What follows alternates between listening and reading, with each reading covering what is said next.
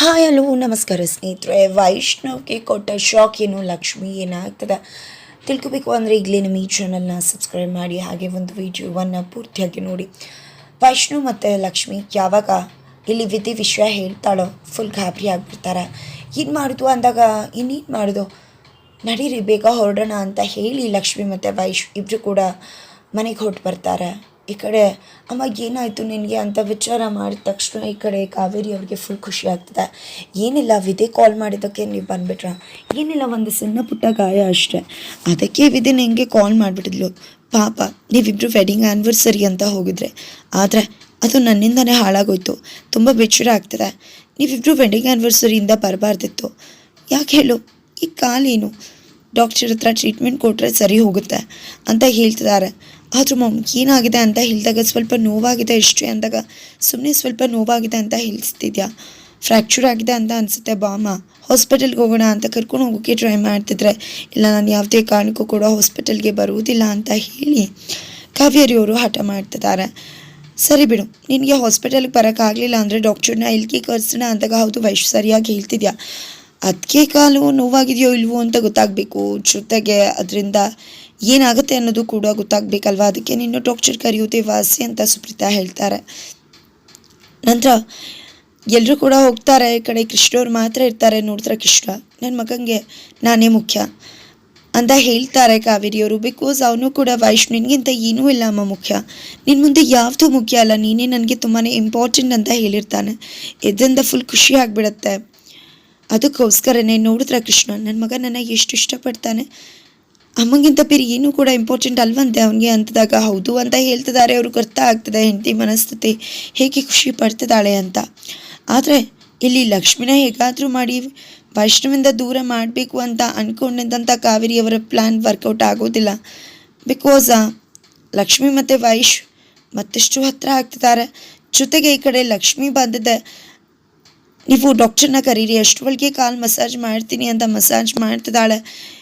ಇದೆಲ್ಲ ಎಲ್ಲಿಂದ ನಮ್ಮ ಕಲಿತೆ ಅಂತ ಹೇಳಿದಾಗ ನಮ್ಮ ಮನೇಲಿ ಹೇಳ್ಕೊಡ್ತಿದ್ರು. ಆ ಭಾಗನ ನಾವು ತಣ್ಣಗೆ ಮಾಡಿ ಕೂಲ್ ಮಾಡಿ ಮಸಾಜ್ ಮಾಡಬೇಕು ಅಂತ ಹೇಳ್ತಿದ್ದಾಳೆ ಲಕ್ಷ್ಮಿ. ಈ ಕಡೆ ಕಾವೇರಿ ಅವರು ಗೊತ್ತಿಲ್ಲದೆ ಏನಾದರೂ ಮಾಡಿಬಿಟ್ಟು ಆಮೇಲೆ ಕಾಲ್ಗೆ ಏನಾಗಿದೆಯೋ ಊದ್ಕೊಂಡಿದೆ ಅಂತ ಹೇಳ್ತಿದ್ದಾರೆ. ಜೊತೆಗೆ ನಮ್ಮ ವೈಷ್ಗೆನೂ ಅರ್ಥ ಆಗಲ್ಲ, ಆದರೆ ನಿನಗೂ ಕೂಡ ಅರ್ಥ ಆಗೋದು ಬೇಡವಾ ಲಕ್ಷ್ಮಿ. ಇಬ್ಬರು ಕೂಡ ಚಿಕ್ಕ ಚಿಕ್ಕ ಮಕ್ಕಳಾಗೆ ಕಿವಿ ಮೇಲೆ ಹೂವು ಇಟ್ಕೊಂಡು ಓಡಾಡೋದು ಅಂದರೆ ಏನು ಚಂದ. ಹೌದು, ನೀವಿಬ್ಬರು ಯಂಗ್ ಕಪಲ್ಸ್, ಹಾಗಾಗಿ ನಿಮಗೆ ಹೆಂಗಾಗಿರಬೇಕು ಅಂತ ಅನಿಸುತ್ತೆ. ಆದರೆ ವೈಷ್ಣವ್ ತುಂಬ ದೊಡ್ಡ ಸಿಂಗರ್ ಅಲ್ವಾ, ಅವ್ನ ಸಿಂಗಿಂಗಿಗೆ ಯಾವುದೇ ರೀತಿಯ ಚ್ಯುತಿ ಆಗಬಾರ್ದಲ್ವಾ. ಅವ್ನು ಎಷ್ಟು ಫೇಮಸ್ ಸಿಂಗರ್ ಆಗಿದಾನೋ ಅಷ್ಟೇ ಫೇಮಸ್ ಆಗಿ ಪ್ರತಿಯೊಂದು ವಿಷಯ ಕೂಡ ಹಬ್ಬತ್ತಲ್ವ. ಅವನ ಹೆಂಡತಿ ಹೀಗೆ ಅಂತ ಗೊತ್ತಾದರೆ ಏನು ತಿಳ್ಕೊಳ್ಳೋದಿಲ್ಲ.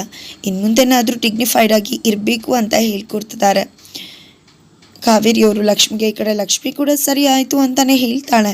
ನಂತರ ಡಾಕ್ಟರ್ ಬರ್ತಾರೆ. ಡಾಕ್ಟರ್ ಬರ್ತಿದ್ದಾಗೆ ಏನಾಗಿದೆ ನಮ್ಮ ಅಮ್ಮಂಗೆ ನೋಡಿ ಡಾಕ್ಟರ್ ಅಂತ ವೈಷ್ಣವಿ ಹೇಳ್ತಿದ್ರೆ, ಡಾಕ್ಟರ್ ಚೆಕಪ್ ಮಾಡಿದ್ದೆ, ನೋವೆಲ್ಲಿ ಅನ್ನೋದನ್ನು ಖಾತ್ರಿ ಪಡಿಸ್ಕೊಂಡು ನಿಮ್ಮ ಅಮ್ಮಂಗೆ ಫ್ರ್ಯಾಕ್ಚರ್ ಆಗಿರೋ ಸಾಧ್ಯತೆ ಇದೆ, ಅದನ್ನು ಡೈರೆಕ್ಟಾಗಿ ಹೇಳೋಕ್ಕಾಗಲ್ಲ, ಸ್ಕ್ಯಾನ್ ಮಾಡಬೇಕಾಗತ್ತೆ, ಒಂದಷ್ಟು ಮೆಡಿಕೇಶನ್ಸ್ನ ಬರೆದು ಕೊಟ್ಟಿರ್ತೀನಿ, ಅದರಿಂದ ಹುಷಾರಾದರೆ ಪರವಾಗಿಲ್ಲ, ಇಲ್ಲ ಅಂದರೆ ಸ್ಕ್ಯಾನ್ ಮಾಡಿಸ್ಬೇಕಾಗುತ್ತೆ ಅಂತ ಹೇಳ್ತಾರೆ. ನಿಜವಾಗ್ಲೂ ಇವರು ಅದಕ್ಕೆ ಕರ್ಕೊಂಡು ಬಂದಿರೋ ಡಾಕ್ಟರ್ ಅಲ್ಲ, ಬೇರೆಯವರು.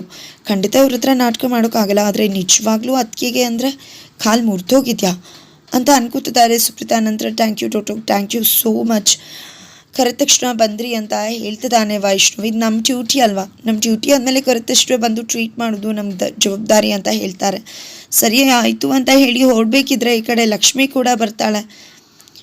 ನಂತರ ಈ ಕಡೆ ಲಕ್ಷ್ಮಿನೂ ನೋಡಿ ಫುಲ್ ಖುಷಿಯಾಗಿದ್ದಾನೆ. ಇಷ್ಟು ಬೇಗ ಸೆಲೆಬ್ರಿಟಿ ಆಗಿಬಿಟ್ರಿ ನೀವು ಅಂತ ಹೇಳಿ ಹೆಂಡತಿ ಜೊತೆ ಮಾತಾಡ್ತಿದ್ದಾನೆ. ಜೊತೆಗೆ ಹೌದು, ಕಾಲ್ ಬರೋಕ್ಕೂ ಮುನ್ನ, ವಿಧಿ ಹೇಳೋಕ್ಕೂ ಮುನ್ನ ನೀವೇನೋ ನನ್ನ ಹತ್ರ ಹೇಳ್ತಿದ್ರೆ, ಆದರೆ ಸಾರಿ ಲಕ್ಷ್ಮಿ ಅವರೇ, ನಿಮ್ಮನ್ನು ವಿಶ್ವಾಸ ಕಂಪ್ಲೀಟ್ ಮಾಡೋಕ್ಕೆ ಬಿಡಲಿಲ್ಲ ನಾನು ಅಂತ ಹೇಳಿದಾಗ, ಸಾರಿ ಯಾಕೆ ನೀವು ಕೇಳ್ತೀರಾ, ಕೆಲವೊಮ್ಮೆ ಸಿಚುವೇಶನ್ಸ್ ಆ ರೀತಿ ಇರುತ್ತೆ, ಅದಕ್ಕೆ ನಾವು ಒಪ್ಕೊಂಡು ಹೋಗಬೇಕಾಗುತ್ತೆ, ಖಂಡಿತ ನಿಮ್ದೇನೂ ತಪ್ಪಿಲ್ಲ ಅಂತ ಲಕ್ಷ್ಮಿ ಹೇಳ್ತಿದ್ದಾಳೆ. ಜೊತೆಗೆ ಆ ವಿಷಯ ಬಿಟ್ಬಿಡಿ ಅಂದಾಗ, ಇಲ್ಲ ನೀವು ಏನು ಹೇಳೋಕೆ ಬಂದರೆ ಅನ್ನೋದು ನನಗೆ ಗೊತ್ತಾಗಲೇಬೇಕು ಅಂದಾಗ, ಕೆಲವೊಮ್ಮೆ ತುಂಬ ಜಾಲಿಯಾಗಿರ್ತೀರ, ಎಷ್ಟು ಖುಷಿಯಾಗಿರ್ತೀರ, ನಗ್ನಗ್ತಾ ಇರ್ತೀರ ಅಂತ ಹೇಳ್ತಿದ್ರೆ. ಹೌದು, ನಿಮ್ಮ ಜೊತೆ ಇದ್ದಷ್ಟು ನಾನು ಖುಷಿಯಾಗಿದೆ, ಚಿಕ್ಕ ಮಗು ಥರ ಇದ್ದೆ, ಎಂದೂ ಇಷ್ಟು ಖುಷಿಯಾಗಿದ್ದೆ ಅಂತ ಅನ್ನಿಸ್ಲೇ ಇಲ್ಲ, ಅಷ್ಟು ಖುಷಿಯಾಗಿದ್ದೆ. ಅದಕ್ಕೆಲ್ಲ ಕಾರಣ ನೀವು. ಇವತ್ತು ನೀವು ನನ್ನವರು ಅಂತ ಅನ್ನಿಸ್ಬಿಟ್ರಿ. ನನ್ನವ್ರ ಜೊತೆ ನಾನು ತುಂಬಾ ಹ್ಯಾಪಿಯಾಗಿದ್ದೆ ಅಂತ ವೈಷ್ಣವ್ ಹೇಳ್ತಿದ್ರೆ ಲಕ್ಷ್ಮಿಗೆ ಫುಲ್ ಖುಷಿಯಾಗುತ್ತೆ. ಆದರೆ ಯಾವಾಗಲೂ ಕೂಡ ನೀವು ಹೀಗೆ ಇರಲ್ಲ, ಕೆಲವೊಮ್ಮೆ ನೀವು ಯಾರೋ ಥರ ಇದ್ಬಿಡ್ತೀರಾ ನನ್ನ ಜೊತೆ ಅಂತ ಲಕ್ಷ್ಮಿ ಹೇಳಿದ ತಕ್ಷಣ ಲಕ್ಷ್ಮಿ ವೈಷ್ಣವ್ಗೆ ಶಾಕ್ ಆಗುತ್ತೆ. ನೀವು ಚೆನ್ನಾಗಿ ಹೇಳ್ತಿದ್ರಲ್ಲ, ಇವರು ನನಗೆ ಎಷ್ಟೋ ಬಾರಿ ಇದ್ದಾಗಿರೋದಿಲ್ಲ, ಸುಮ್ಮನೆ ನೆಪಕ್ಕೆ ನಾನು ಇರ್ತೀನಿ, ಆದರೆ ನನ್ನ ಮನಸ್ಸು ಬೇರೆ ಕಡೆನೇ ಇರುತ್ತೆ, ಬೇರೆನೇ ಯೋಚನೆ ಮಾಡ್ತಿರುತ್ತೆ. ನಿಜ, ಇವ್ರು ನನ್ನ ಮನಸ್ಸನ್ನು ತುಂಬ ಚೆನ್ನಾಗಿ ಓದಿದ್ದಾನೆ ಅಂತ ವೈಷ್ಣವ್ ಅನ್ಕೋತಿದ್ದಾನೆ.